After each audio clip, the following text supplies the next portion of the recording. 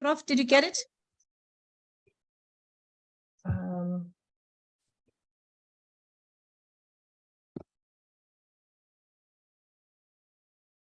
Yeah.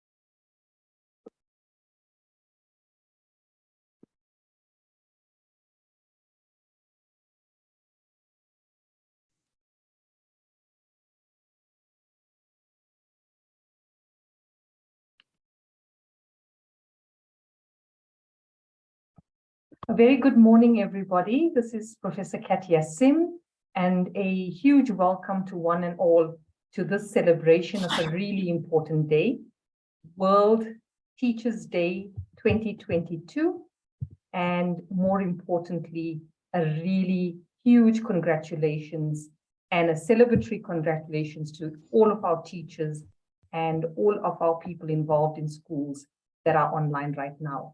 I sincerely apologize for not being able to switch my camera on. I have some camera issues, and of course, as you know, load shedding and other things have really destabilized us in many, many ways. But having said that, I'm really so happy to see so many people who have had the opportunity and the time to join us. And it's just really wonderful to have you all celebrating with us on this World Teachers' Day 2022.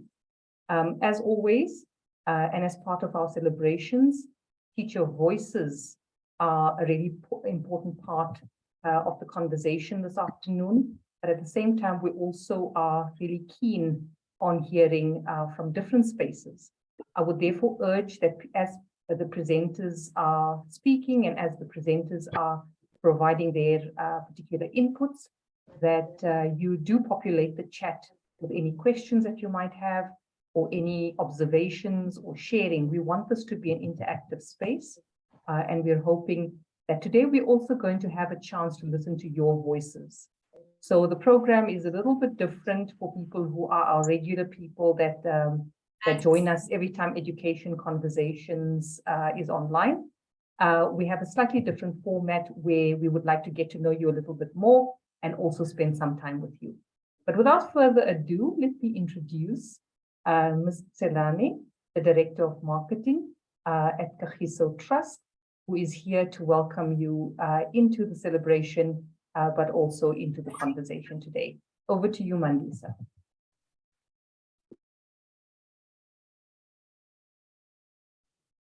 Thank you, Prof. And good afternoon, everyone. And a warm welcome as we salute our teachers today. Congratulations on World Teachers' Day. And I greet you all in the name of a happy World Teachers' Day as we celebrate the hard working and dedicated teachers.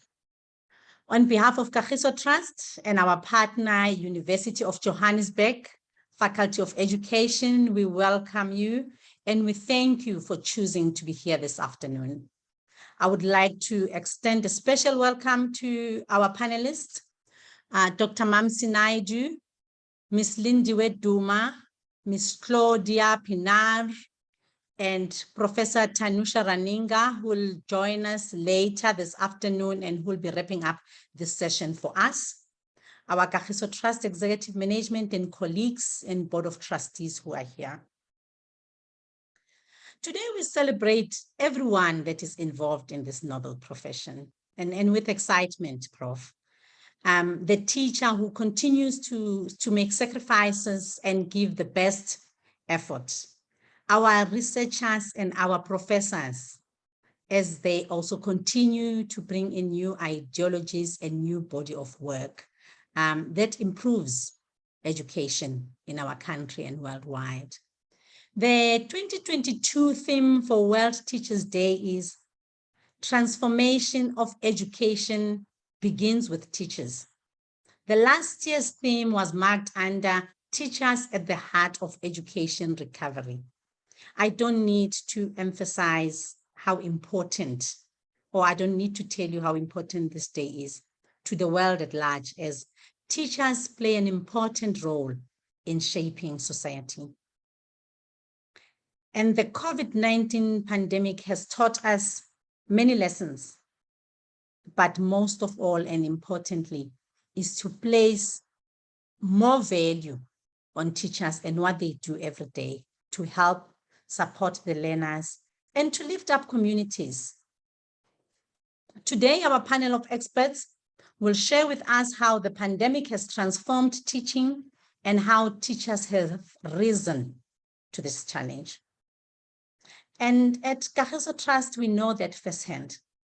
Our Bayes Naudé Schools Development Program's theory of change is centered on teacher development, because we have come to understand and appreciate the importance of supporting great teacher and great teaching, and that the service delivered by teachers and their contribution in education is priceless. So if we have to transform the education system in the long run, it's important that we invest heavily in teacher development, and not just teacher development, but continuous teacher development. So this platform of education conversations is a forum for that. We discuss how we can work together to address these challenges. It's a platform of diverse voices and perspective and robust engagements. So we really hope that today we'll also come up with innovative ideas and new body of knowledge will be created. As we begin this education conversation this afternoon, I would like to encourage all of us that we look for opportunities to collaborate. We all have a different role and a different contribution to make. And we are live on Facebook. Please do engage with us, like, share.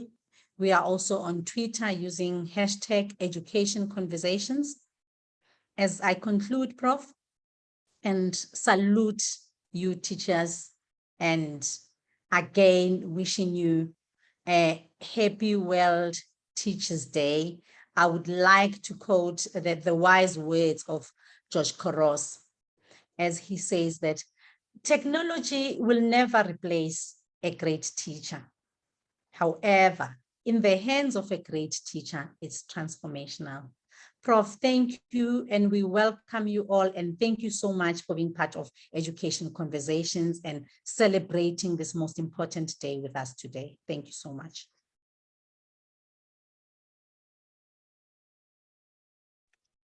Thank you for that really good welcome, Mandisa. I think that we all needed another confirmation and another affirmation that teachers make such a difference in the lives of children and that they influence generations to come.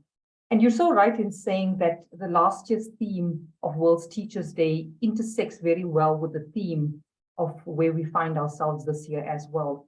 And that at the heart of transformation is the teacher. And what are the ways in which teachers do the work that they do every day under some really strainful conditions and stressful conditions in which they must operate, and how do we celebrate them? In fact, World Teachers' Day is something that was put into place in celebration of teachers.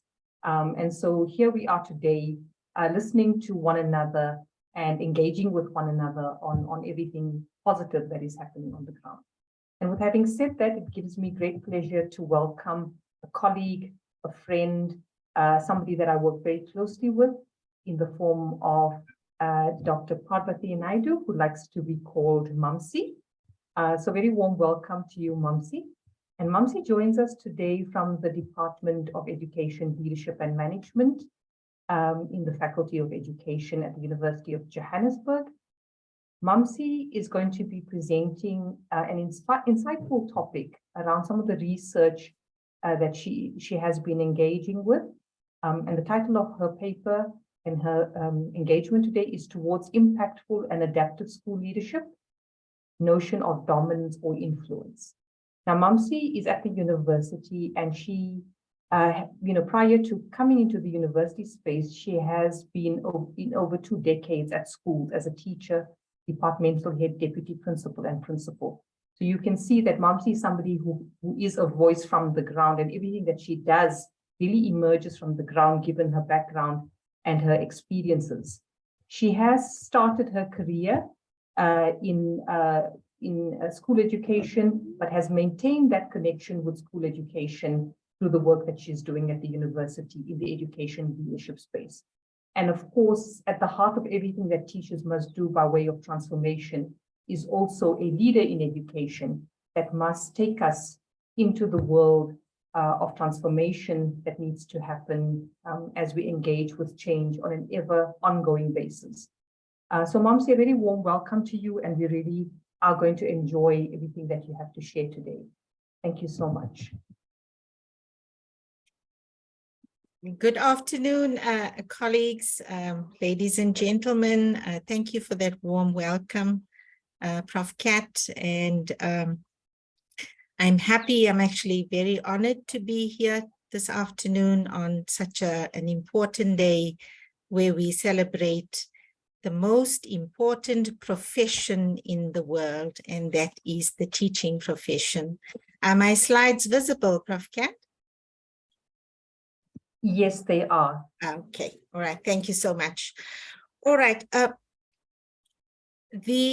title of my presentation this afternoon, ladies and gentlemen, is Towards Impactful and Adaptive School Leadership, Notion of Dominance or Influence.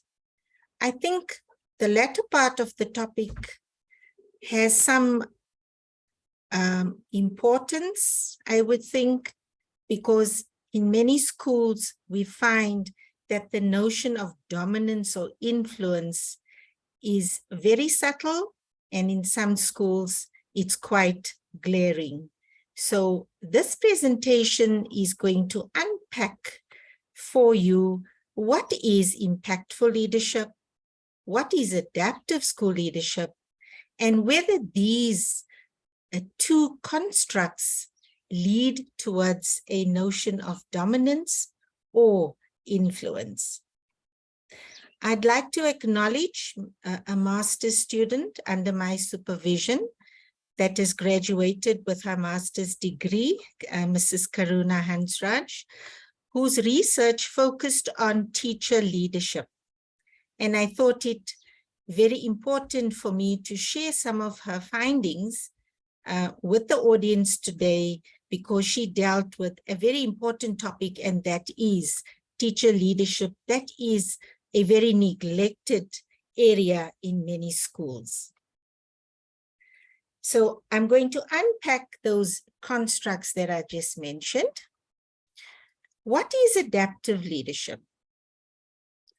If you look at the definition of adaptive leadership by Ron Heifetz of the Cambridge Leadership Associates at the Harvard University, he explains that adaptive leadership is a framework that helps individuals and organizations adapt and thrive in challenging environments. I think the important word, the operative word in that statement is challenging environments. It is having the will and being able to both individually and collectively take on the gradual and meaningful process towards change. It is also about diagnosing the essential from the expandable, about a real challenge, bringing about a real challenge to the status quo. I'm not going to read through all of this. I think I will just touch on important points due to the time constraint, okay? Adaptive leadership addresses challenges or opportunities that require adaptive, innovative, flexible approaches, which lead to ongoing learning, bringing about the community together to harness the strength and working cooperatively. And here's the introduction of another word, distributing the leadership roles within the school. School leaders should influence these pivotal areas linked to adaptive leadership. The first area of influence is the need for greater emotional intelligence. Is there sufficient emotional intelligence displayed by our school leaders? The second area highlights that education leaders must be receptive to opportunities for growth.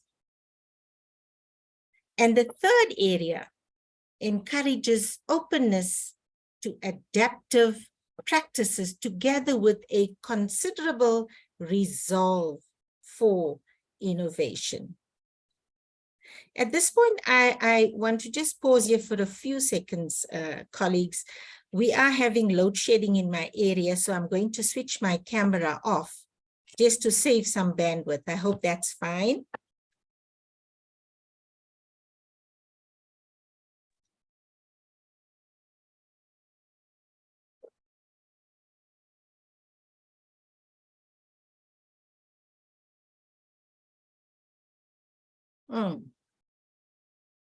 I seem to have a problem too.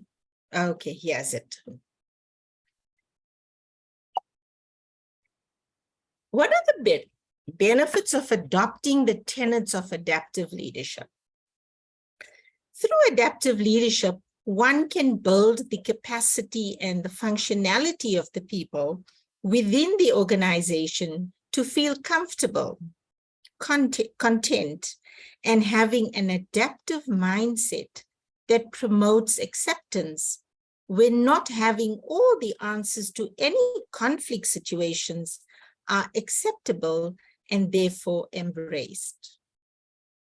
Through adaptive leadership, teams are encouraged to work collectively, and this promotes the notion that not having a fixed conclusion to a current problem is acceptable. Moreover, colleagues, teams should see the problem as a new chapter for continuous learning, development, growth, and change. What then is impactful leadership? Impactful leadership is all about making a difference within an institution. What difference are you making as a leader in the school? Whether the difference is of a large scale or a small scale, as long as it is making a difference.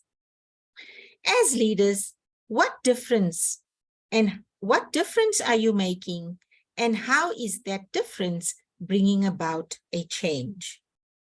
Positive contribution that team members make to the institutions, and ultimately, how do you create purpose and meaning in your own life and those of others?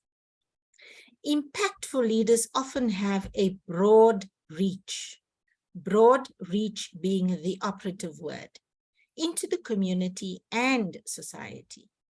An impactful leader of epic proportion influences, He has steadfastness and a desire to impact others.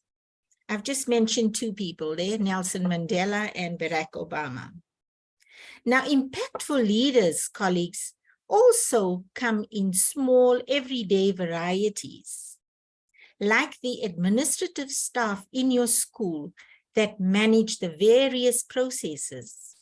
One might think that they are insignificant, but, ladies and gentlemen, those are the little impactful leaders that make a difference to the smooth running of any institution.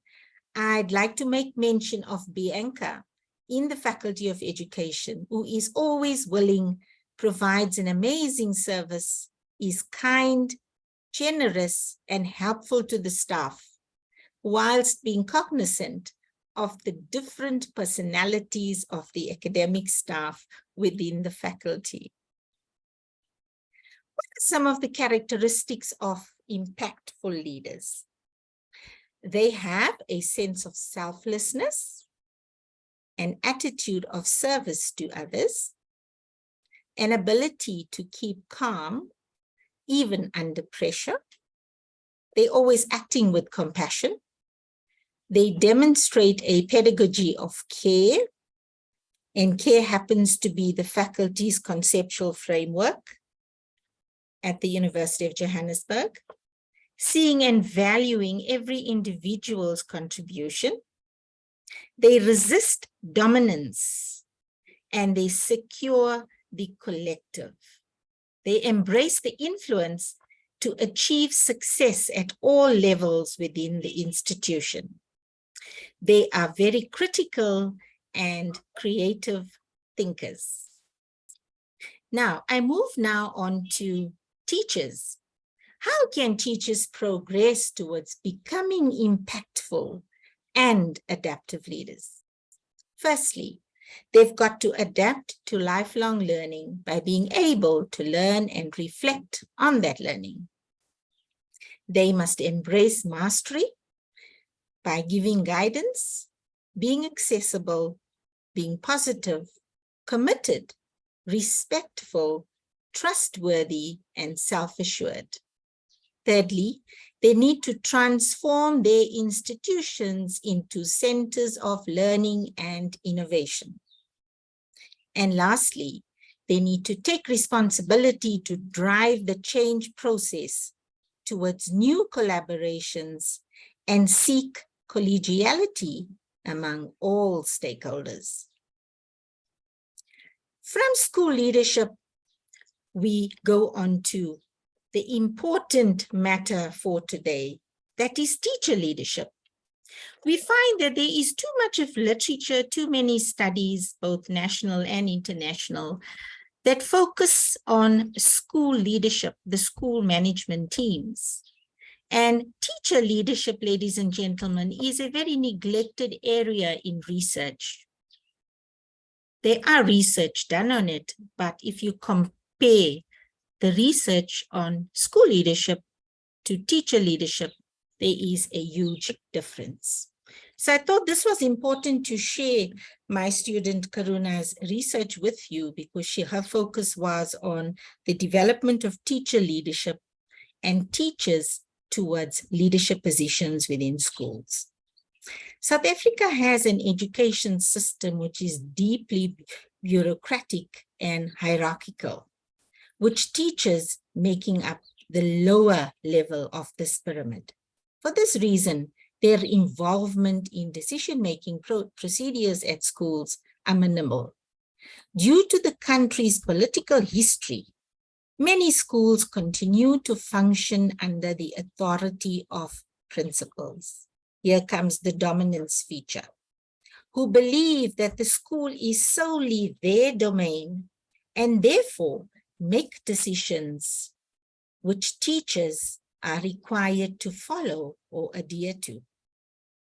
Harris and Much contend that the positive responses from teachers with amplified participation in the important decision-making processes ultimately affects the overall functionality of a school. How can teachers transition into leadership positions? Teacher leadership involves teachers assuming leadership roles within schools. And for all the teachers that are in the room, please pay attention, because this is how you can capacitate and empower yourself. These leadership roles should be formal and legislated. This takes teachers out of the classroom and the informal roles where teachers willingly sacrifice their time to support other teachers and the needs of the school. Many scholars argue that teachers are not afforded the opportunity to take on leadership roles in their schools due to leadership practices of school management teams. Here again, we come to the dominance factor versus the influence. Are they influencing or are they dominating? Most post-level one teachers are unaware of their potential that could impact the learner achievement and the school atmosphere by taking on leadership roles. Is teacher leadership receiving enough recognition in South Africa? The answer is yes and no.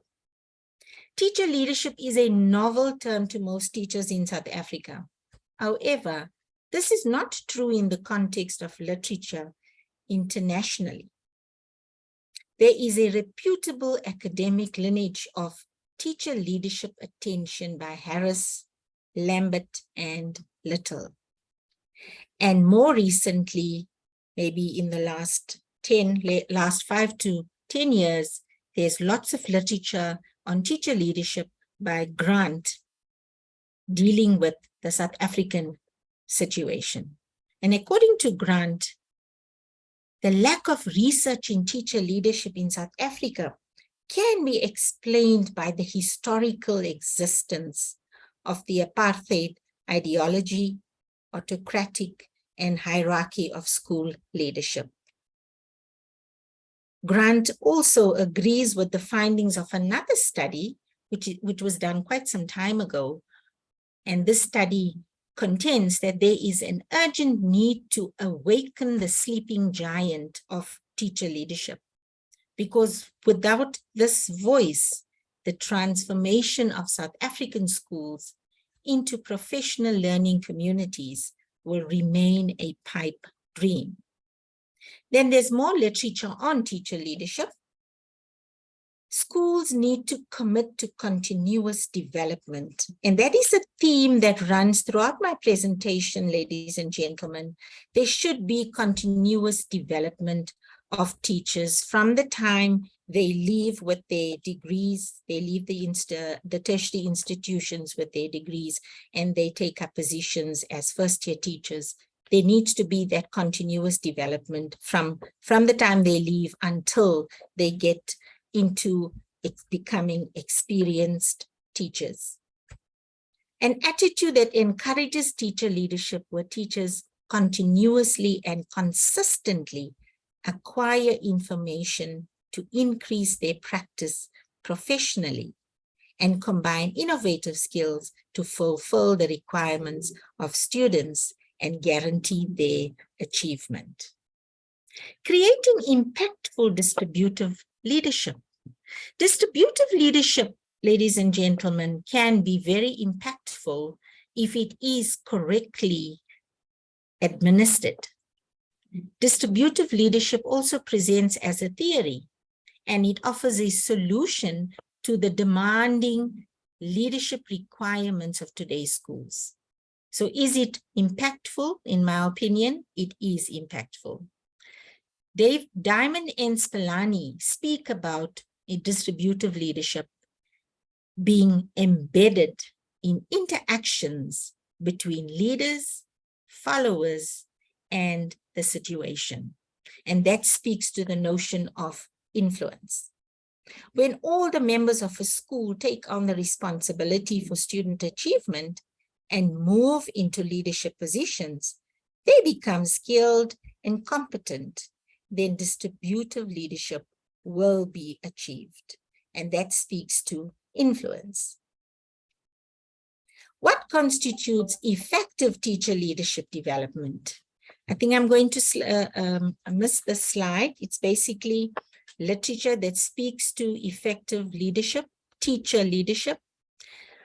York and Duke, they describe teacher leadership as a process where educators, teachers, jointly and independently inspire principals, their co-workers, in order to take on leadership positions or duties, responsibilities.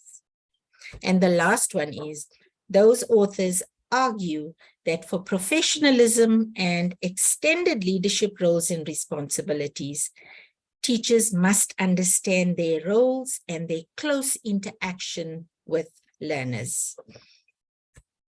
Some questions that require responses, and these could be pursued in further studies. Do teachers understand what teacher leadership entails? How can school management teams develop teachers for leadership positions? How prepared are teachers to navigate the challenges when they aspire or advance to leadership positions?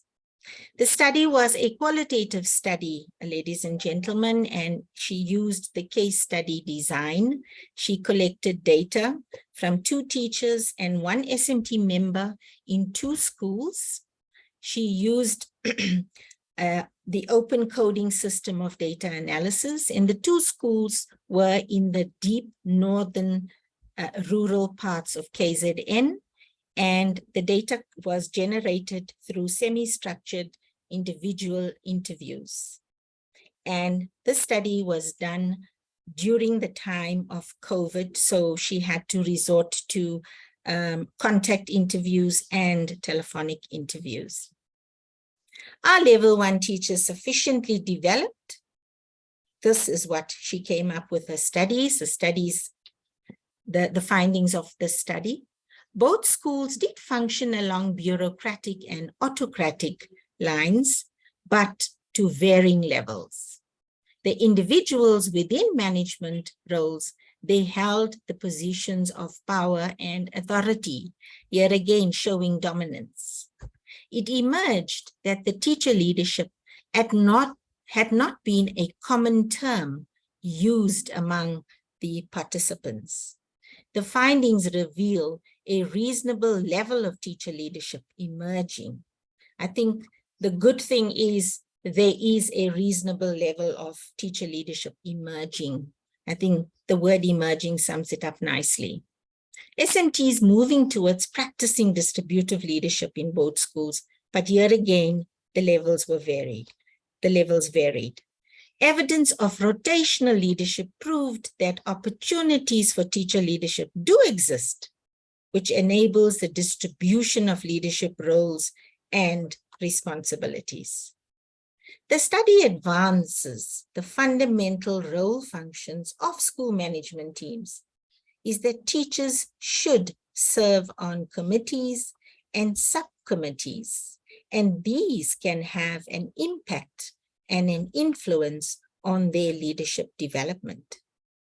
Those teachers who are active in such communities, they are exposed to leadership functions that exist, and in so doing, they become familiar with these roles. Building a community of support and affording the teachers reasonable time is essential for teacher leadership to advance and flourish. What's the way forward? The Department of Basic Education begins or should begin to conduct large-scale workshops to create an awareness of the significance of teacher leadership. Creation of leadership positions, whether they are in a temporary capacity or an acting capacity with remuneration, is important for teacher development. It is also important for teachers to become members of the subcommittees where they will acquire skills. And these opportunities should be made available by impactful leaders. Teachers and SMT should become supportive of teachers who take on leadership roles. SMTs need to engage staff in activities that build team spirit, collectiveness, and collegiality among staff members, hereby building a community of learning through mentoring and coaching opportunities. I took the liberty, ladies and gentlemen, of just getting a little bit of data from a few high school students. I think they were in grade 9, grade 10, perhaps grade 11. And I asked them, what do they think good teachers are? And these are some of their responses. You will find that the responses were very, very similar from all the students. And exceptional classroom management skills, I think, was one of the the characteristics that they alluded to being very important, right? I'm not going to read through them for time, okay? I think the other ones that I would like to just quickly bring to your attention is call of duty and pedagogy of care. I think disciplinarian also stands out, mentor stands out, mediate knowledge, and so on. Then this is another one also that they contributed towards. Yet again, exceptional classroom management, and the word mirror also came out, where they felt that teachers should mirror good behavior. Okay. I thought I'll just share something with you, my highlights in basic education. I participated in the National Teaching Awards. I think it was important. It's a National Teachers Day, so I don't forget my roots, colleagues. At regional level, I was placed first for the Lifetime Achievement Award. That was a great achievement in my teaching career and before I went into tertiary education. And then at provincial level, I was placed second. These are some pictures from there. So I thought I'll just share that to prompt and motivate the teachers that are in the room to apply for these awards, because you need to showcase your talent and your hard work. And I hope I've succeeded in that. These are narratives. These are two books from the first one is from Darren August. A Teacher Changed My Life. I think it's important to pay homage and celebrate his success. He writes about his good and his bad experiences about his teacher and experiences of school, where he had a good teacher and a bad teacher, and how he felt towards the two of them and what shaped his life, and is now a prolific writer. And then the other book is Where Light Shines Through, and these are narratives of a whole lot of teachers, management staff that narrate their experiences in their respective schools. I think the last one, I just want to honor and express my sincere gratitude to my grade 1 teacher. That's many, many, many decades ago. She was Mrs. Suleiman, who taught me the importance of demonstrating kindness, love, compassion, and having a disciplined disposition. And these are 4 values of a great teacher. I take the time now to thank everyone that afforded me the opportunity to participate in this conference, and to all of you in the room that gave me your time. Thank you very much. Over to you, Prof. Kat. Oh, Mamsi, we all have a lot of applaud for this amazing presentation. I see people in the room sharing their own applause and their own hearts towards your sharing, not just sharing this concept of a sleeping giant. I really love that metaphor. that there is this, there is this work that's going on that remains largely unrecognized.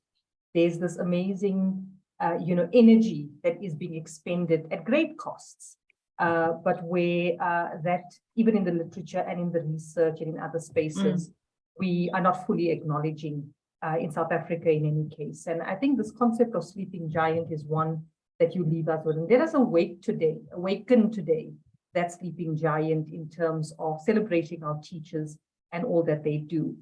I am also intrigued by the dichotomy of dominance and influence that you bring into the conversation. And I think for all of us sitting here right now, the question that pops into our own minds, wherever we might be, is what is the level of influence I'm espousing in the space in which I work, and where do I look through the dominance part that may be part of a habitual stereotype that I might also be espousing, and then in a sense taking care of that. So really a very, very interesting conversation to have. And I also love the word clouds that you bring in, because after all, it's the ones who experience teachers and the work that they do, as well as their leadership. And I like the concept of mediation of learning, because I think that teachers are sandwiched between an upper level and the learners and parents and so forth, and they're having to bring to the fore all of the demands that is being put on them, the whole way through. There are a few comments in the chat section, and a lot of congratulations, people really enjoying your conversation. But I think it's also coming from a place of knowing, because given your own achievements as an excellent teacher, and really heartwarmingly to see that you are remembering your grade 1 teacher, I really hope that we could have invited her here on this forum today, so that she could also be celebrated. But thank you for doing that. So somebody's asking, I think it's Martha Mashlanga that's asking, this topic should be extended to subject facilitators at the school level because of the dominance that we experience there. So I think it's the teachers who are fully involved in how to translate curriculum into the classroom, those subject facilitators that have to, in a sense, work directly with teachers and their classroom, because dominance seems to be something that is influencing their space quite a lot. So I don't know if you want to maybe just quickly comment on that. Yes, I think the important thing to remember, Prof. Kat, is that the curriculum is very prescriptive, and it comes from the Department of Education with strict guidelines and strict due dates and so on. And any deviation from that curriculum poses problems for the school management teams and the teachers that are implementing it.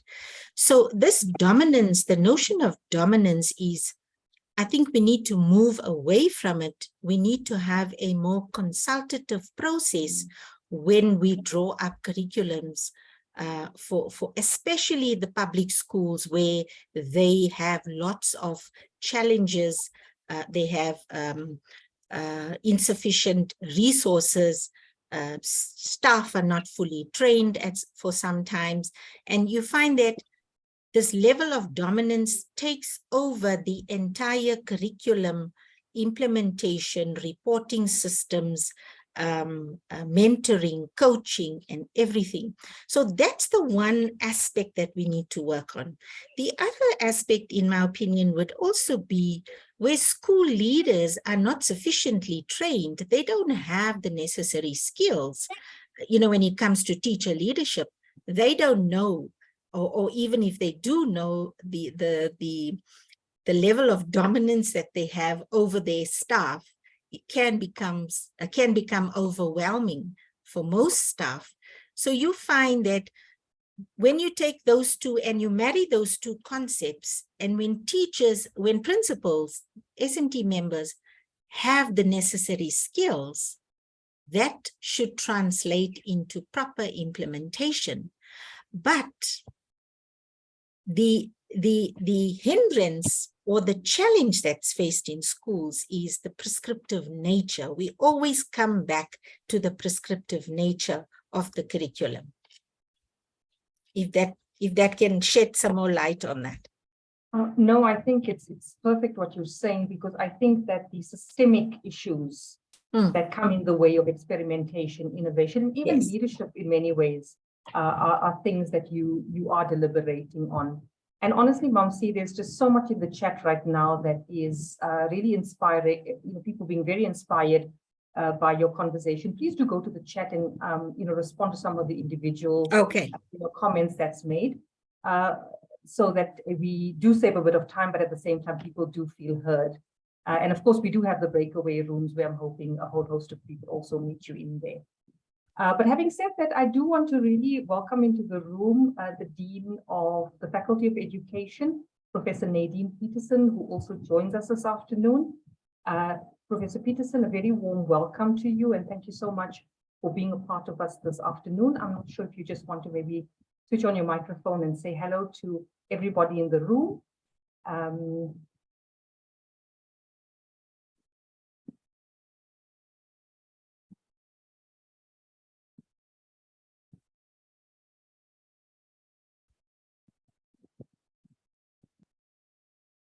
Okay, so maybe there might be some struggles with microphone, but a very warm welcome to you, Nadine. I am here, Prof. Kat. Go ahead. Yes, Thank you go so ahead, much. I Nadine. couldn't unmute myself. It's wonderful to be part of today's conversation. I'm only able to stay for a short while, colleagues, but I want to re-emphasize the things that have already been said by both yourself and Dr. Naidu. I think these are important conversations we should be having around leadership and how we can really claim back functionality and care for our learners through our work and the role models we provide in education. So thank you to the two of you and to the participants for the incredibly insightful comments you are bringing both in the chat and also sparking ideas and debates for further conversation. It's wonderful for me to see that teachers and teaching as a career is so are both so important to constituencies, and that we have more enlightened conversations that are both built on real critique of what we are not doing correctly, but also in a sense that builds the profession, and where all of us can contribute to taking the profession to the heights it should be in our society. So thank you very much for that opportunity. Thanks a lot, Prof. Peterson. Those are really incredible words, and we will keep that in focus as we move along today. So with that, let me say that the University of Johannesburg also likes to, in a way, get a sense of participants who join us online. There will be a link on the chat if you haven't connected to that link already, that allows us, not for any other reason, but to keep connection with people, and at the same time also get a sense, get a knowing of our audience. Prudence, if you could just pop that link into the chat that you had circulated before, those who have not engaged with the link can engage with that link. And it's just a matter of collating information that allows us to keep a closer connection to you. But without further ado, our next speaker, who is very special to me, at the moment, we are engaged in a learning journey together, and she is none other than Mrs. Claudia Pina, who is right now, gracing us with her presence. She is currently studying towards her master's degree in education, leadership, and management. And this morning, I announced that she was one of the top students in that cohort. So congratulations on that, Claudia. Claudia joins us as the head of Nova Pioneer in Paulshof, and her presentation title today is Curriculum Recovery is an Act of Healing. Claudia studied in UKZN in her initial qualifications up to her honours level, and she's with us this year. So Claudia, you have jumped ship in a sense, and now you have two alumni. And so she's also completed a 2-year fellowship in instructional leadership, and she has been in education over the last 20 years. With the color of hair that she graces us with today, you can see she hasn't left the school environment. So she's rubbing close shoulders with our children out there. And also a very warm welcome to you. And we really look forward to your conversation on curriculum recovery as an act of healing. Over to you, Claudia. Thank you so much, Prof. And what an incredible privilege to be here today, to be in the room with the colleagues that I am. I am very humbled and very grateful. Thank you so much for having me here. So I want to chat about curriculum recovery. This is something we hear about all the time. Most certainly, this is something that I'm living in my everyday life, my everyday reality. And, you know, we all came back to school and we thought like, things are back to normal, things are coming right. We had our big Freedom Day on the 22nd of June of this year, where we got to get rid of our masks, we got to throw them away and go out into public just wearing our faces again. But those faces look different from how they looked before March of 2020. They are faces marked with pain, loss, and the fear of the last 2 years. The pain is there, even when it's hidden. Some of our faces are rounder, like mine, paler from the lack of sun, but all of them bear the scars of our collective trauma. Much has been lost. We have lost hope, we have lost time, loved ones have been lost, opportunities have been lost, and big moments like graduations and weddings and milestone birthdays. Yet in education, the one loss that we keep on hearing about and feel the pressure on is the loss of learning, as if all the other losses simply do not exist. So when we had our Freedom Day on the 22nd of June and we said goodbye to our masks, were we really free? Or was this just the day that we quietly agreed to pretend that it was all over? But it is not over yet. The most recent statistics on the Department of Health website dated the 29th of September tell us that there are 1,532 new cases of COVID-19. There are 5,749 active cases, and there have been 18 new deaths. Just last week, on the 26th of September, although it feels like it was a year ago, I had to close my very own school, a campus of nearly 500 children and 60 staff. We had to close for 3 days, although unofficially it was 5 because we encouraged children not to come to school. The reason for this was that 30% of our students were sick and 70% of our teachers were sick. That means we could not function as a school. We had, even though not one single person tested positive for COVID, I think that we've just stopped testing, to be honest, but that this high absenteeism was due to a virus that just ran amok through our school. I had teachers in hospital, children that were terribly sick, and we had to close down. Yet, despite only 30% of my teaching team being available, there was still a clear expectation that not a minute of learning should be lost. It's as if we have entered this weird purgatory between the new world that is still expecting things to continue like it did in the old. We are not okay. This pressure, the dominance that Dr. Naidu spoke to, I was sitting here saying, yes, absolutely. The struggle is real for our teachers. It is controlling our schools. Teachers find themselves having to teach as if they can fix it all. Parents' expectations are not accommodating and accepting that there isn't a magic way for teachers to just catch up on all the learning that was lost. Parents are worried about their children getting into high school, getting into tertiary institutions, and this pressure filters down. Teachers are feeling the pressure of, well, the kids are back, what you're going to do to fix it? This pressure comes from school leaders, districts, institutions, society as a whole. That teachers are grieving, children are grieving. Learning cannot just happen. How do we expect teachers to catch up on curriculum when none of us are okay? So on this World Teachers' Day, on behalf of teachers, I say to you, please, can we stop pretending it's business as usual? Please, can we stop asking people to repair a situation that they did not break? Let's be real and collectively define what real curriculum recovery is. Because, like it or not, no learning can happen like it did before until we heal. Curriculum recovery is an act of healing. Research conducted by UNICEF in 2020 shows the impact of COVID-19 on the poor mental health of children.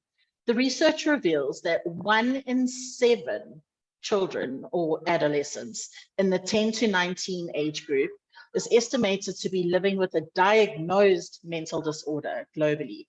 That's just the children that have access to a diagnosis. Further research done by UNICEF on the impact of COVID on mental health shows that almost 46,000 adolescents die from suicide each year. This is one of the top 5 leading causes of death in this age group. The State of the World Children Report in 2021 goes on to tell us that children themselves are saying that schools are not good for their mental health. They do not feel safe, they do not feel protected at schools because of the high academic pressure and unsupportive and abusive teachers.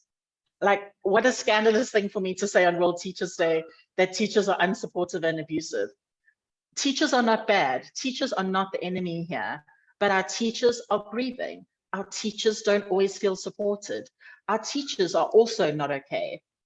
Research by Cohen, Fraud, and Donahue tells us that teachers are experiencing an increase in depression, mental health challenges, with 41% seeking professional support. With all this being said, we are grieving. Focusing on the recovery of lost knowledge ignores the enormity of the impact of COVID. We all hear it, we all know, and we've probably even said it ourselves. The children are so far behind academically. This is because we are still living in a results-driven culture versus a humane culture, which is what I want to put to you today. This is what we need. We need to bring out that humane culture again, that the one that is focusing on the people, focusing on recovering from the loss, the healing, the grief, all of that, because it is counterproductive to try and learn with those things still on top of our mind. Just make sure I'm staying on track here. So it sounds depressing, I know, and that's not what I want. I definitely don't want to bring the room down today, but there have to be solutions, right? There has to be something that we can do. So in my research, I came across Professor Barry Carpenter, and he speaks about 5 levers for curriculum recovery. And I just want to unpack them today. So the 5 of them, I'm not going to unpack all 5 of them, but I do want to list them. So the first one is relationships. The second one is community. Third is a transparent curriculum. And 4th is metacognition, wrapping up with 5, space. So the first one, and the one that that resonates with me and I really want to anchor on today, is relationships. So one of our assignments that our wonderful prof got us to do was to start Twitter. Now, I have all the social media that I thought I ever needed, but the one thing I didn't have was Twitter, and I'm absolutely loving it. Thank you, Prof. But one of the tweets that I posted in the last week was to say, the way to a child's brain is through their heart. Relationships matter. And I say this all the time. People that know me will know that this is one of the things that I'm forever saying. And so I thought, I'm going to put this up here. Only got 4 likes. I thought I should have maybe got at least 10, but anyway. But it is really powerful and it's really true. However, exactly what Dr. Nadine was speaking about, the prescriptive, managed, micromanaged curriculum and expectations and reporting leaves teachers feeling okay, we know relationships matter, we care about our children, but we don't have the time to do this. I put to you today, do you have the time to not have the time? And I want to illustrate this with a little story. It's about the time my husband and I found out that we accidentally were good parents. Not that we're not trying to be good parents, but we have this little routine in our home. We've had it right from when our children were small, where every single morning, before anyone gets up for the day, we have something called cuddle time. This started as a desperate need of having my children just over a year apart. But my children are now 10 and 11, and we're still having cuddle time. So every single morning as they wake up, they jump into bed with us and we have cuddle time. And this is just a routine and something that we did. And one day I read an article that said, children need that connection. They need to rebuild that connection, fill their love tanks before they go for the day. And this is one of the strategies that they give you to make sure your children like get ready in the morning and there's no fighting. And I was like, oh my goodness, we have no problems getting our children ready in the mornings. And absolutely, as true as I am before you today, right from when our children were small, they would, once we had cuddle time, they would get up, get dressed, change themselves, pack their bags, make their lunches when they got a little bit older. Now I just meet them at the front door. And the times where we have been very rushed, or maybe dad overslept, never mom, but the times when we thought we didn't have the time for cuddle time, we paid dearly. Suddenly they were combative, they were moany, they were whiny, they couldn't find their shoes, and the whole morning routine became a struggle. And it makes sense. We actually don't have time to not have time to connect with our children. And I really hope that makes sense. Maybe if we chat a little bit later, I'm happy to unpack it more. But if we take the time to connect and build relationships with our children, the learning is going to happen quicker. So how do we do this? We do it through morning meetings, taking time to connect with your class before the school day starts, unpacking the evening, what happened in the morning. I mean, some children live an entire day before the first lesson of the school morning, playing games, playing Uno. Some of my teachers were playing Uno with the kids in the class the other day, and it was like maybe 15 minutes of the whole day, and it was amazing. Like now they want to have Uno tournaments and all of that. Our staff want to play it against each other. Just that moment of connecting has just sparked something in people. And then talk time, just taking the time to chat.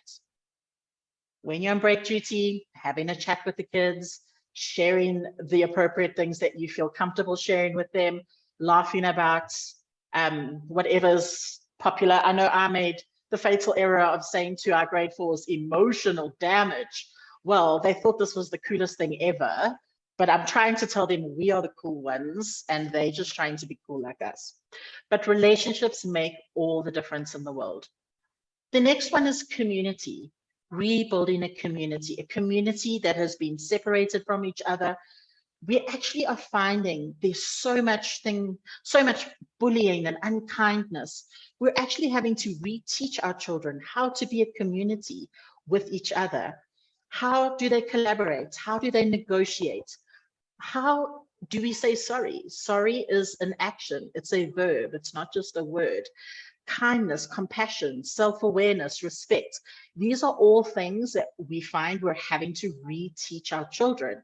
And without these things, we cannot have effective learning.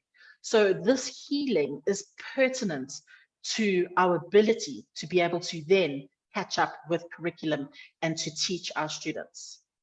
So just a few ideas. I mean, I know you guys could probably give me a million brilliant ideas for building community. But firstly, just having a responsive and a restorative approach to discipline. That discipline shouldn't be about dominance and power and adult comfort, but discipline should really be about building an intrinsic relationship and an intrinsic understanding of a child's impact on their community and the world around them. And when we are using our discipline, and I always say to my teachers that discipline is a byproduct of love. It's what we do when we love someone. So we guide and we share and we develop them. So this is how we build community. having collaborative projects, building growing a community garden. And then two things that I feel have suffered immensely over COVID, the sports and the arts. Children cannot be separated. The head cannot be separated from the body and the hands, and they need to express themselves, create music, play sports. And this is vital, vital, vital to their neural development, their social development, and the emotional development. We need to get that back into our schools. The next one I'm just going to touch on very briefly, but a transparent curriculum, acknowledging to children why they may not be able to do certain concepts, explaining how we got into this position. Don't worry, my darling, it's because we weren't able to do that. Remember, we did that section online. Let's just go over it again. And then consulting with them, asking them, what is it that you feel you need help with? So instead of us trying to guess and be like, what is the highest leverage outcome that we can do? Let's talk to our students. Let's find out where they're feeling the pain. Then number 4 is metacognition. So this is another one of those things that I will say until my last breath.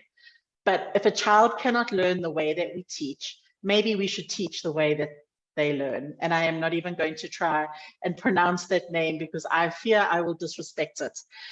But this is exactly what we need to be doing. We should not be teaching for what's comfortable for us. We should be teaching to our children. And sometimes that's messy. Sometimes it's noisy. Sometimes it seems non-traditional. But this is what metacognition is, thinking about thinking, reflecting on learning, making learning come alive for our students, making them be able to engage in the way that's most powerful for them. And also, it's a lot of fun. And then the last one, which also speaks to relationship, but it's space. Actually just giving children space to be, to discover themselves and to have a voice. Children who have a voice are empowered. When they believe that their voice matters, they will use it. They will then be open to learn. They will become lifelong learners because they know that they bring value to a situation and to whatever is being done. So I've absolutely gotten myself off my notes. If you could just give me a moment. I knew this would happen. So what is the ask? Why am I telling you all of these things? And I'm sure none of it is new to you. But on Teachers' Day, I just really felt it was appropriate to acknowledge the heroes that are in our classrooms and the battles that they are fighting and the struggles that they have. So what is my ask of school leaders, district officials, department heads, all the people that are in positions to make these decisions? I say to you today, teachers are at the coal face of curriculum recovery. Let's take the pressure off of recovery of knowledge and allow them to recover their hearts and their children's hearts. I'm not saying that we need to stop the learning, but what I am saying that we need to stop expecting this all to happen as if we're not living through the worst time in history. Because, let me go to my final slide and I'm going to wrap it up with this. Learning cannot be the end goal without healing being the first. And with that, I say thank you. I realize that I am speaking from a place of my lived experiences, and I hope it resonates with you. I will pop over into the chat and see if there are any questions, but otherwise, Prof, over to you. Thank you for that amazing reminder. I think for most of us, although the impact of COVID is near to the heart, but there is a sense that we are in another world right now, that there might have been a lot of things that we are not paying attention to, particularly around relationships and so forth. So thank you so much for that reminder. So just like Dr. Naidu, the question that you asked of we don't have the time to not have the time with our children resonated with almost everybody online here. So really the question of time is a big one, and how do we best use our time? But then as the Dean of Education also reminds us, that when we look at the learning losses that happened in the lower grades in particular, those are tools for learning. Those are the skills development that if they don't have a foundational base can really impact learners for years to come. So maybe if you wanted to just maybe interact with that particular question of what would be the ways in relation to healing, in relation to relationships, could particularly teachers in the lower grades connect with their kids, and given the timeframes that are so limited and so forth, what are the things that they could do to make the classroom less stressful and also at the same time enable children through allowing them voice and so forth, as you had depicted?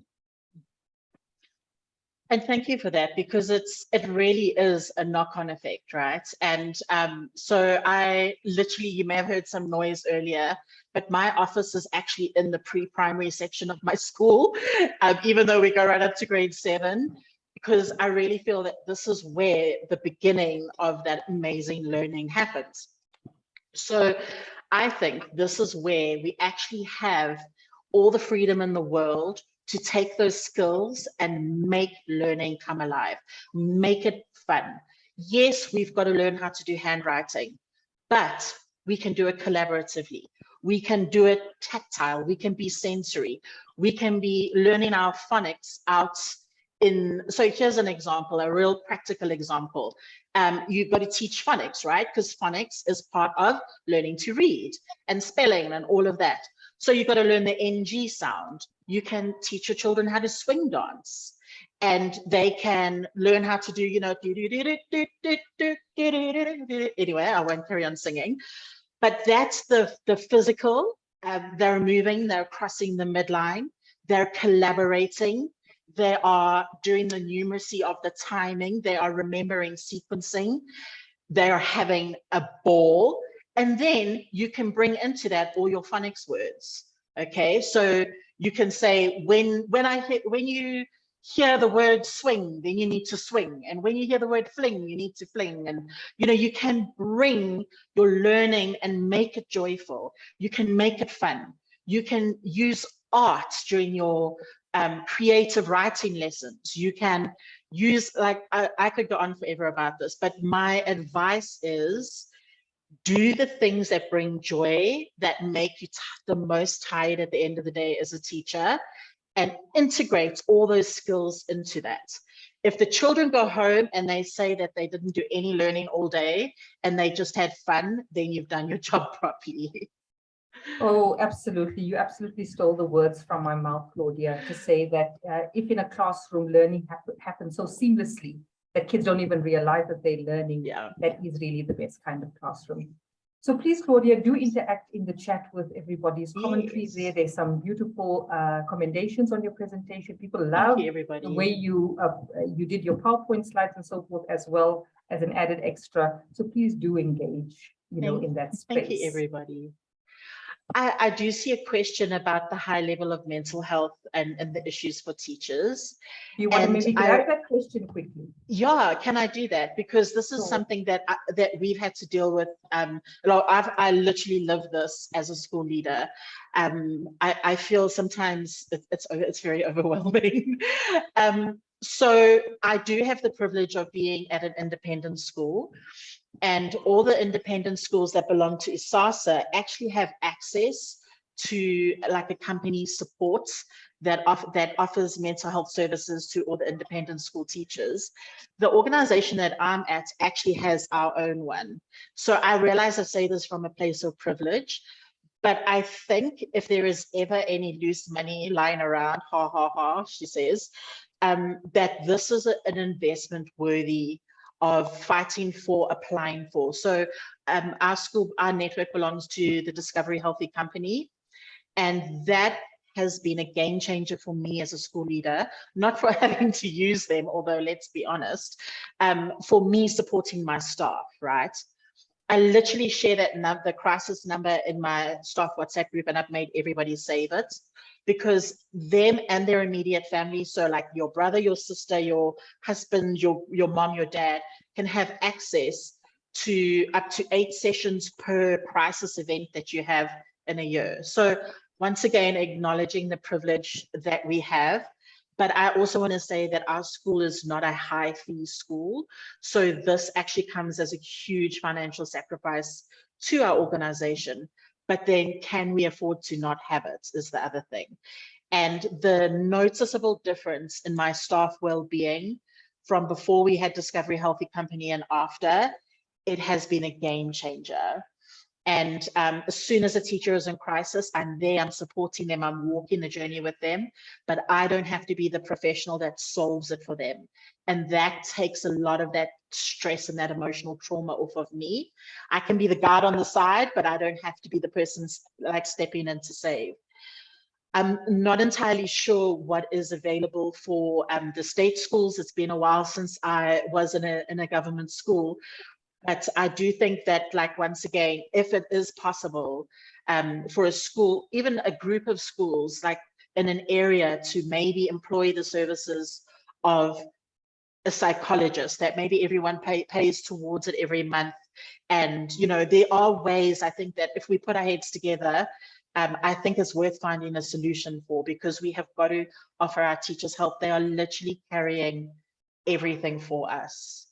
No, you're absolutely right there. On the sort of public school space, both for the learners, the teachers, the community, even the school leaders, as Dr. Naika pointed out in our school leadership conference, she had a presentation on how the mental well-being of school leaders are really not given any focus.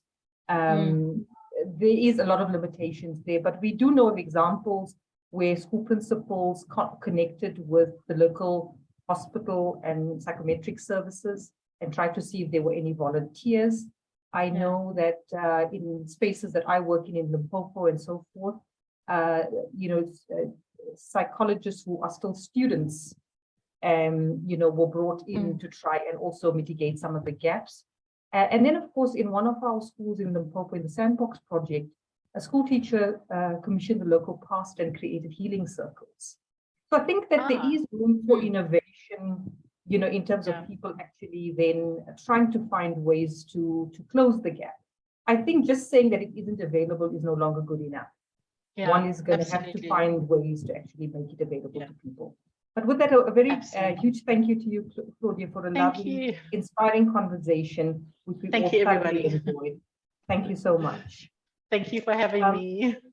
Okay, so guys, we are going from speaker to speaker, but that's because we do have breakaway rooms at the end where further engagement with speakers is likely to happen. And so it gives me great pleasure to introduce our final speaker for the afternoon, also one of our very own, Lindiwe Duma, Ms. Lindiwe Duma, who is currently engaged with the Advanced Diploma in Education in School Leadership and Management. She's the acting deputy principal and departmental head for languages and life skills at Bonero Park Primary School. The title of her presentation is Teaching is a Prism of Possibilities. Ms. Duma is passionate about English in particular, and she believes that education is about molding a child into an individual and independent adult. She holds a senior primary teacher's diploma specializing in languages, mathematics, and science. She also completed her B.Tech at Tshwane University, and she's currently studying towards an ADE in School Leadership and Management at the University of Johannesburg. A very warm welcome to you, Charlotte. Lindiwe Duma. We are really very privileged to have you in our midst today, and so over to you. Good afternoon, Prof. I hope you can hear me. I seem to have technical issues today. No, we can hear you very well. And can you see my screen? We see a screen. We don't see slides. We actually just see a screen there. Oh, because it shows on my side your screen sharing and okay, Claudia, if you could just not screen share, it will just give Lindiwe a chance. Okay, we can edit. I'm not screen sharing. Okay, so try again. Okay, I'm trying again, Prof. Okay.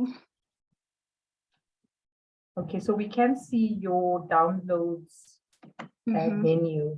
We can see something from you, but it's not your presentation. Okay, because on my side is showing. So Okay, maybe just go to the PowerPoint itself. Okay, let me just go to the PowerPoint itself. Nitesh, are you able to assist? Because it is really saying to me, I'm screen sharing, so Sorry, Lindy. I think when you selected the slide, you selected the wrong one. So I'm going to stop sharing. okay. And when you go to your share screen, find the one that is your PowerPoint and share that one. Okay, let me just. Okay.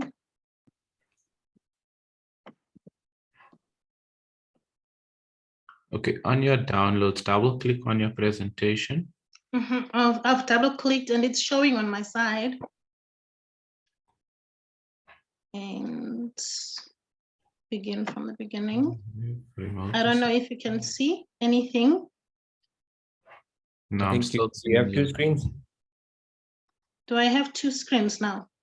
Okay. Okay, Lindy, Should I stop sharing? Yeah, stop sharing, open your PowerPoint and close all your other, whatever else is open, and only have your PowerPoint switched on your desktop. Okay, I'll try to do that. Technology. No, don't worry. Don't worry. It does happen. It does happen during presentations. It's part of how we learn. There we go. Bravo. There we go. Thank Wonderful. you, because I was thinking I've got this. No. You've got it. You've got it. Go ahead, Lindy. Thank you very much, Prof. And I would like to acknowledge Dr. Naidu, all the participants, as well as our esteemed guests.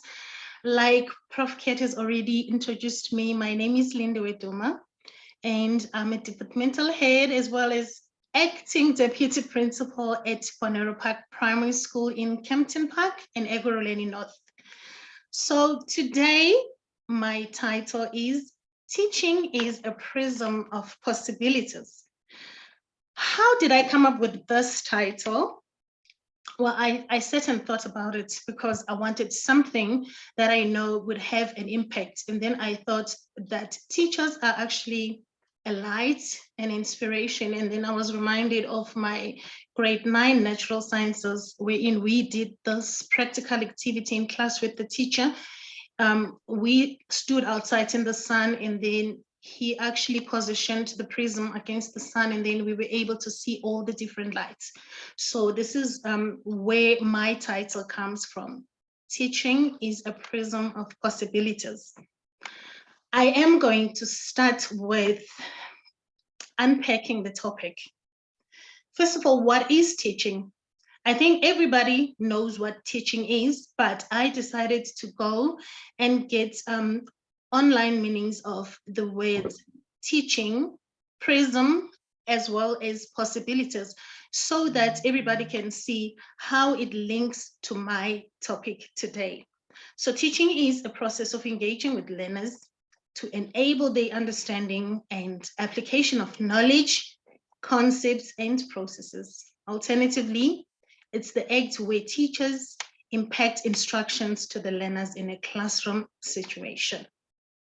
Then the word prism, scientifically, according to Sir Isaac Newton, as a transparent glass or plastic object that usually has 3 sides, and it separates the light that passes through it into different colors. Figuratively, a prism is a way of looking at or thinking about something that causes you to see or understand it in a different way. What then are possibilities? These are the things that may be chosen or done out of several possible alternatives. And in this case, I will call them outcomes. Now, I looked at a picture of a prism. There's that white sunlight going through that triangular glass prism, and then we get the Roy Biv colors. So I'm going to show how this is linked to my topic from the next slide onwards.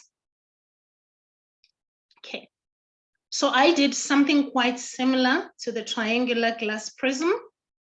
I put in the teacher as the white light, because whenever there's a teacher, there's light in the room, because we are the hope for the future. And then what does a teacher shine through the class prism? A teacher comes with those skills. It's vocation, qualification, dedication, innovation, ambition, communication, inspiration, and all that leads to inclusive, equitable, and quality education. The PRISM explanation in how it relates to education recovery.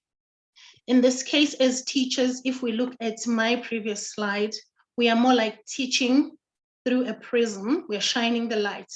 Now, in terms of education recovery, we are teaching through the 7 colors in the following way.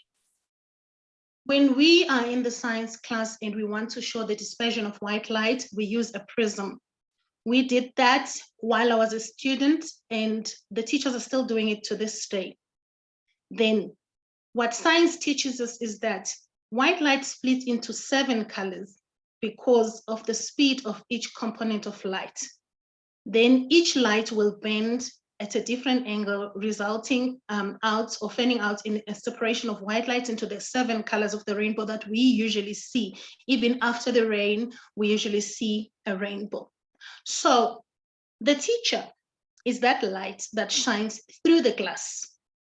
The class simply means, in this case, the learners in the classroom.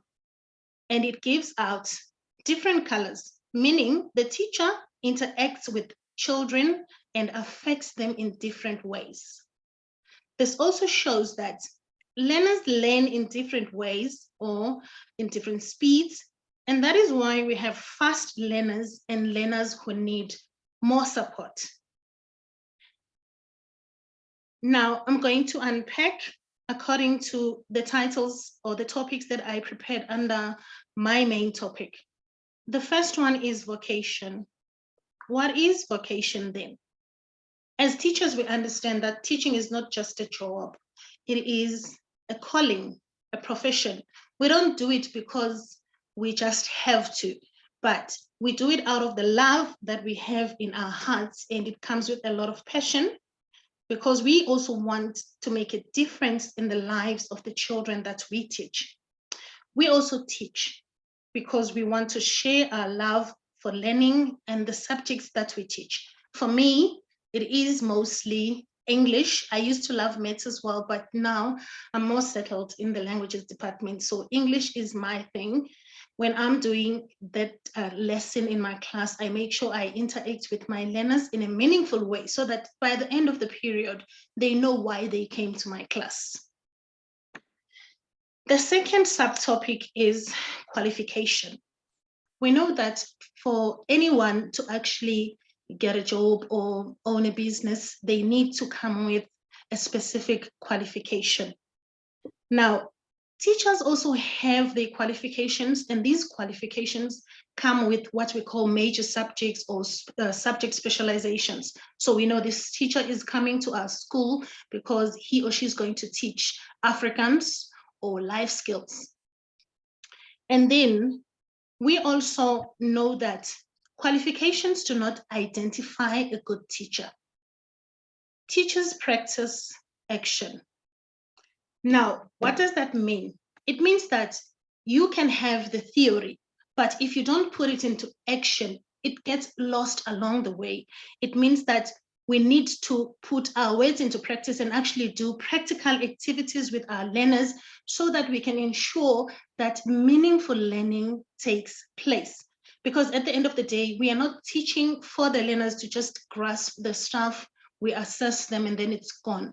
But we want it to be some kind of lifelong learning, something that the learners will go back to and actually say, I remember Miss Juma taught me about this. Now I can actually apply it when I get to high school level. And then we also have gadgets in our classrooms. In my case, we have smart boards and laptops. But then, does it help if we have these gadgets and we don't know how to use them? Yes, you may go get a certificate in computers like your Microsoft Excel and Word, but then if you are unable to connect that laptop to the smartboard and actually operate the smartboard, then that beautiful gadget is just sitting there gathering dust because you're not going to be using it. And if you are able to do the basics, you're just going to be showcasing whatever is on your computer, and then it just shows on the big screen. But if you go for further training, you can actually do a lot of things. You can write on the screen, you can present a whole lot of stuff and actually let your learners participate in this learning activity so that learning doesn't become that boring activity where learners sit and fall asleep while the teacher is preaching. We actually need to get our learners involved. And then school management teams now have the responsibility to ensure that teachers undergo proper training so that all these resources are put into good use. And also, like I said earlier, if you get more qualifications or if you revive your qualifications, you're actually going to be able to move forward, because now we are talking of the fourth industrial revolution where we use online learning. So if you don't go for further training, then you're just sitting with that old qualification that's gathering dust. It means you are not growing as a teacher, because teaching is all about lifelong learning. The third subtopic is dedication. This is one of the most important characteristics of a good teacher. If you're not dedicated, then you're not going to impact the learners in a positive way. You can just come to school and the learners will look at you, and at the end of the day, they will leave without having learned anything. So a dedicated teacher ensures that the learners do well in their subject and supports those learners who present with learning barriers. So it is high time that we move away from those dull, uninteresting classroom situations, and we come up with new ways of learning and involving our learners. For example, we are now moving away from actually just putting work on the board. We post it on the WhatsApp groups for the parents to see so that they can also get involved. And then also, we support our learners in class, even though it's a bit difficult with the overcrowding, but we try and support them. We actually isolate them from the other learners, and then we have specialized classes where we give remedial lessons. And when we see that those individual support plans that we've devised for those learners don't work, we then involved the district-based support team so that they can assess the learners and actually decide if these learners belong in that full service school or a specialized school setting where they are going to be attended to. And then the one thing that touches my heart all the time is that our learners are troubled physically and emotionally. So it is our responsibility to make sure that their overall well-being is taken care of, because a troubled, stressed, and hungry learner cannot learn. My next slide is on innovation. I love innovation because it opens up a new world of possibilities for me. The reality that we face as teachers is that some of our schools are under-resourced, and we therefore have to come up with new ways of ensuring that we give our learners the best that we can offer them. Teachers will also try to collaborate with teachers from other neighboring schools. They teach as a team, they share the resources they have. That is what we call innovation. And this is true mostly for rural schools where you find that they don't have access to any computers. Maybe the school teacher has a laptop, so the teacher will just use his own data to download the stuff and actually share with the learners. And then with COVID-19, we have seen that learning is evolving, or education itself is evolving, because we've had learners that decided to stay at home, or their parents rather decided that the learners are not going to come back into the full classroom situation. So the learners are now into online learning, which has been made possible by platforms like Zoom, Google Classroom, the WhatsApp groups. So it's easier for our learners to actually learn from home or go to school if they really have to. But then again, with those learners who want to learn from home, the challenge will always be data. Do the parents have a Wi-Fi system going that is reliable? If not, then the learners have to go back to school. And then when you come to those rural schools, the parents are not working, and so they don't have access to data. That is why they have to rely on their teachers giving them handouts, because they will have to look for the information and then print it and give it to the learners. And then now, with this innovation, it means that no learner is left behind and learning is not lost. We can actually try and fill in the gaps, because if you send work home via the WhatsApp group, you can actually explain to the parents. You can do a video or just write out instructions, and then the parent can see, this is what my child needs to do. This is what my child missed out on at school. The fifth one is ambition. A teacher with ambition does not teach only for the present. They teach with the future in mind. In other words, a teacher with ambition is a visionary who knows where he or she is taking his learners. This kind of teacher not only teaches the content prescribed by the department, but the teacher also goes beyond the classroom situation, because there are so many skills that we can unleash if we give our learners a chance. If the teacher has a strong desire for his learners to succeed, it is possible, because what you put in is what you get out most of the time. I'm moving on to my next slide, which is communication. I love communication, because if we cannot communicate as a nation, then it means that there is no way forward for us, because we don't know where we are going. We don't know what other people are doing or what other people are thinking. So for curriculum recovery and for our education system to recover post-COVID-19, we need to open up channels of communication with all the stakeholders, be it learners, parents, the community, as well as the department. Now, how do we do that? We can have parent meetings, even though most parents don't want to come. When we say we have meetings, they are not interested, but we've sort of, as a school, tried to find a way to do that, because we know they love concerts, they love dances. So we try and combine the concert or the dance with a parents' meeting. So that way we have a huge turnout and the parents come to school. Secondly, the learners need to know exactly what is expected of them. You cannot just give them page 55 of the workbook and you don't give them the instructions as to what they are supposed to do.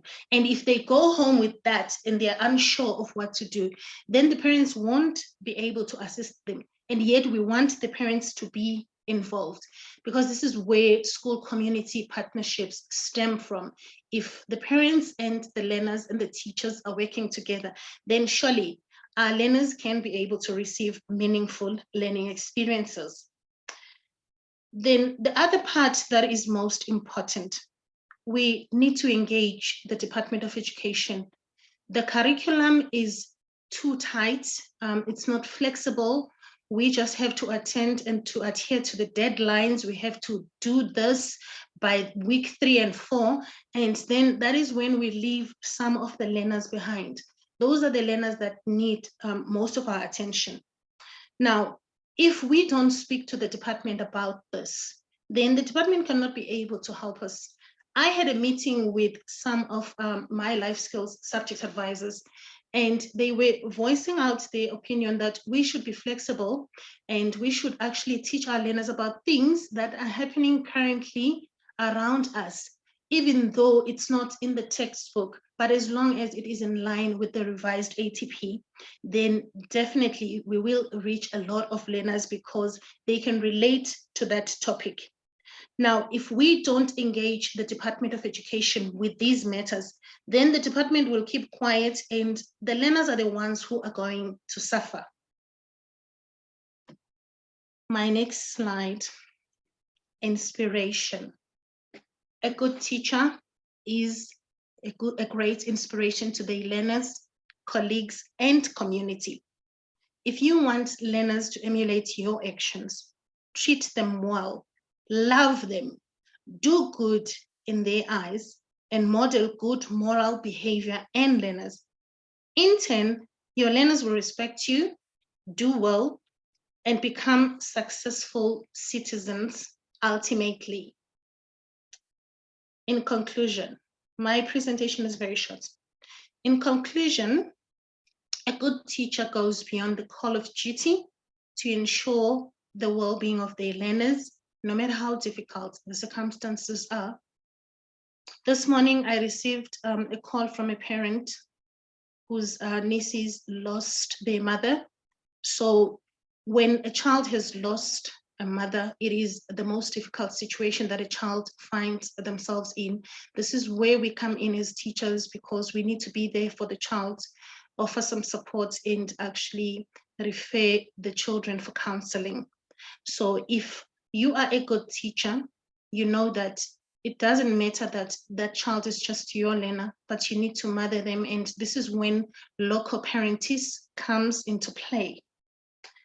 I believe that if we apply all these skills that I've mentioned above, we will definitely recover and close the learning gaps left behind by the COVID-19 pandemic. And we can, in this case, afford our learners the opportunity to receive inclusive, equitable, and quality education. The future of our country and that of our learners lies in our hands, because in their eyes, we are a beacon of hope.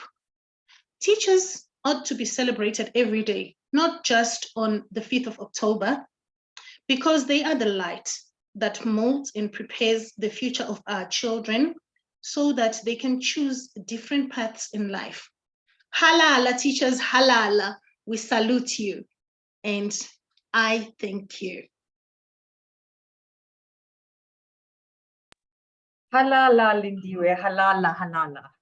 I love that ending that you just put in. But again, you bring into our world these metaphors of teaching being a prism of possibilities. Again, a lot of commendation in the chat, Lindy, where you've done amazingly well in describing what was on everybody's mind. And I think people agree with you, just completely. Claudia says, yes, teachers, the light in the room, agree 1000%.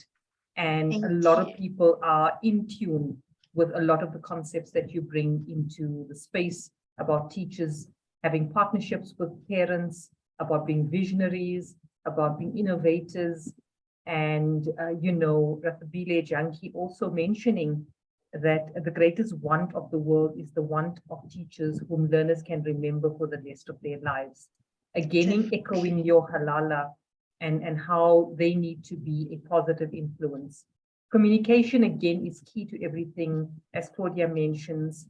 And then Martha mentions how contextualization is important, because we can't be teaching kids about things that they're not familiar with. Again, everybody echoing your halala in, really glittering letters out there. So really well done, and thank you so much for your contribution. We do have a breakout room, even though we are slightly out of time. So Mitesh, I don't know if you want to there's 50 people in the audience. So we have 3 rooms. And so if you could just randomly place people into a room, the speakers are aware of what they need to do. And I think we're going to give people 10 minutes to have a conversation. Okay.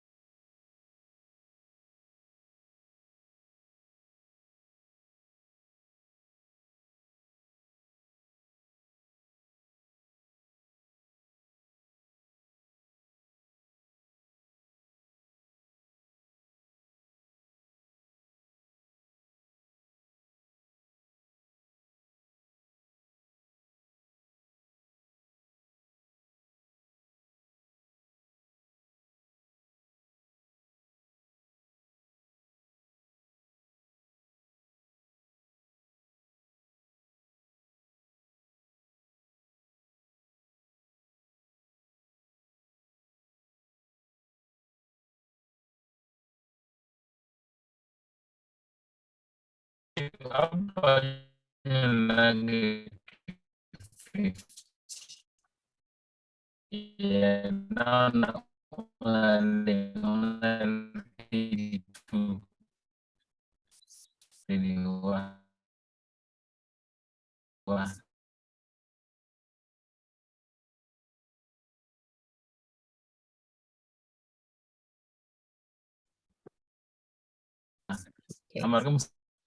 Okay, so I think that it was a very short sort of breakup, and I apologize if you got pulled out of deep conversations.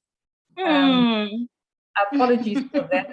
Our time ran over because of It was, presenting conversations, but that's okay. I wanted to test the breakout room. So for the people behind the scenes, you know, we've been planning this for a number of times, and every time something or the other happens and we can't get into breakout rooms. But I must say that, guys, you know, your voice really counts, and we learn so much from each other when we network in this kind of way.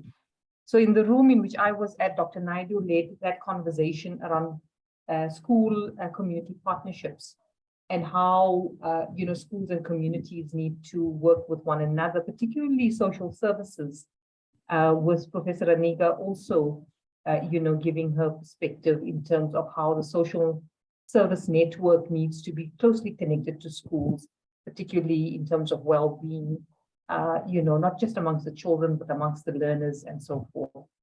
I'm sure that the other rooms also had an opportunity to engage and connect and get something going.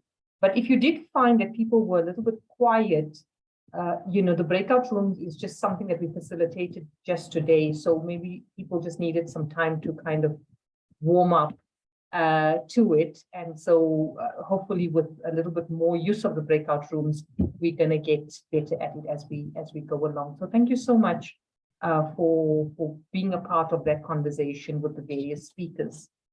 But now that kind of leaves me to approach the end of our program, where I invite Professor Tanusha Raniga, who is a close friend and colleague at the University of Johannesburg. She comes from the Department of, or the Faculty of Social Work.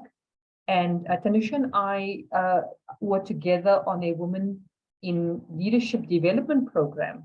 And that's where I got to hear about Tanusha's amazing work, particularly in relation to schools. And I thought, who better to ask than to bring together the celebration of World Teachers' Day, but to invite Tanusha into the conversation to close our forum today, but also to share some of her wisdom. Over to you, Tanusha.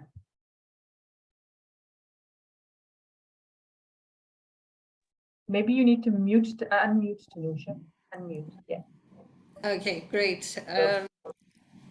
All right, good afternoon, colleagues, and I want to thank Prof. Kat for this opportunity. I think this was an excellent forum for us to virtually connect, and I want to start by really just taking this opportunity to congratulate all of the teachers on this platform, teachers in schools, teachers in the higher education sector.